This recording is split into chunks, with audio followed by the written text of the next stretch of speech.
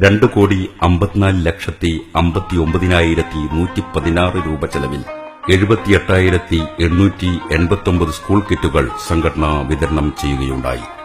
94,17,802 രൂപയുടെ സ്കോളർഷിപ്പ് 2,047 വിദ്യാർത്ഥികൾക്ക് നൽകുകയും ചെയ്തു. ഈ ഫണ്ടിന്റെ സിംഹഭാഗവും സംഘടനാ യൂണിറ്റുകൾ പ്രാദേശിക കളക്ഷൻ വഴി സംഭരിച്ചതാണ്. സംഘടനയുടെ സാധാരണക്കാരായ പ്രവർത്തകരുടെ മാസവരുമാനത്തിന്റെ ഒരു വിഹിതം സംഘടനയ്ക്ക് നൽകി വരാറുണ്ട്. ഇതാണ് പോപ്പുലർ ഫ്രണ്ടിന്റെ സാമ്പത്തിക സ്രോതസ്. കൂടാതെ പവിത്രമാസമായ റമളാനിലെ വാർഷിക സംഭാവനാ ശേഖരണത്തിലൂടെ സംഘടന വിവിധ പദ്ധതികൾക്കാവശ്യമായ പണം കണ്ടെത്തുന്നു. സംഘടിച്ച് ശക്തരാവുക എന്നത് ഏതൊരു ജനവിഭാഗത്തിനുമുള്ള അവകാശമാണ്. വർഗീയ വികാരം ആളിക്കത്തിച്ചതിന്റെ പേരിൽ സംഘടനയ്ക്കെതിരെ ഒരൊറ്റ കേസ് പോലുമില്ല.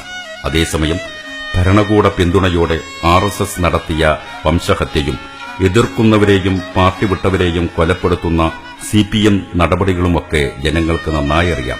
ഇവരെയാരും ഭീകരനെന്നോ തീവ്രവാദിയെന്നോ മുദ്രകുത്തുന്നില്ല.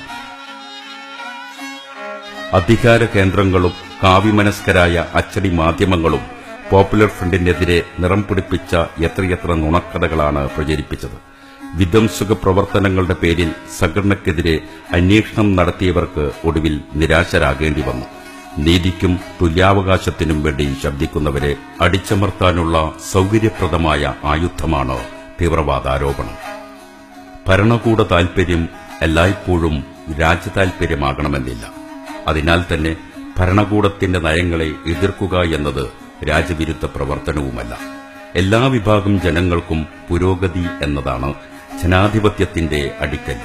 ന്യൂനപക്ഷങ്ങളുടെയും പിന്നോക്കക്കാരുടെയും ക്ഷേമത്തിനു വേണ്ടി അത്യധ്വാനിക്കുന്ന ഒരു സംഘത്തെ പിടിച്ചുകെട്ടാൻ നടത്തുന്ന ശ്രമങ്ങൾ രാജ്യസ്നേഹ പ്രചോദിതമല്ല.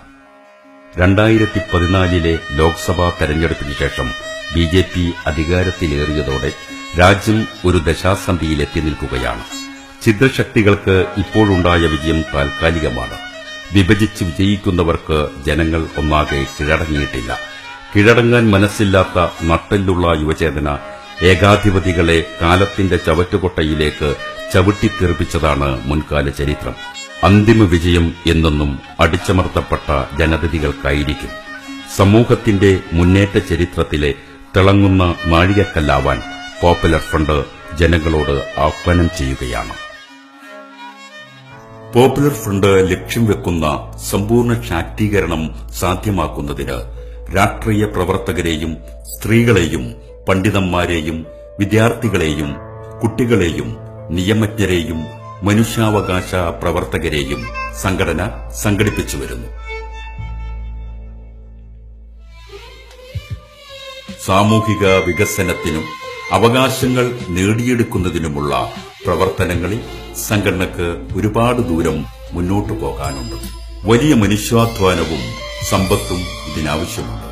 താങ്കളുടെ പ്രാർത്ഥനയും പിന്തുണയും സഹായവും എപ്പോഴും ഞങ്ങളുടെ കൂടെയുണ്ടാവണം.